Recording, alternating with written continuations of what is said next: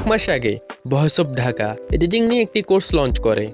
আমার মনে হয় 100%-এর মধ্যে 15% মানুষ কোর্সটা কিনতে পারেনি। এর একটাই কারণ, ল্যাপটপ বা কম্পিউটার না থাকা। তাই বলে কি তোমরা এডিটিং শিখবে না? আমি তোমাদেরকে তোমাদের হাতে থাকা মোবাইল ফোন দিয়ে ভয়েস অফ ঢাকা এর মতো এডিটিং শিখিয়ে দেবো ইনশাআল্লাহ। What do you need to learn editing? ধৈর্যের সাথে চেষ্টা করা, ফোকাস থাকা। সো এডিট করার জন্য আমি সবার প্রিয় ক্যাপকাট ইউজ করব। আমি কিভাবে এডিটিং শিখাবো? আমি তোমাদের ভয়েস অফ ঢাকা এর যে কোনো ভিডিওর ক্লিপ এডিট করা শিখাবো, যাতে তোমাদের বুঝতে সুবিধা হয়।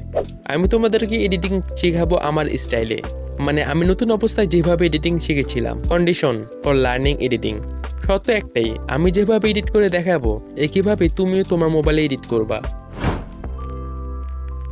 1993 সালে ফিনিক্স সানসের বিরুদ্ধে শিকাগো বুলসের হয়ে অবিশ্বাস্য হুয়াওয়ের ডেপুটি চেয়ারম্যান এবং সিএফও মেং ওয়ানজুকে আটক করে কানাডা পুলিশ। গ্রেফতার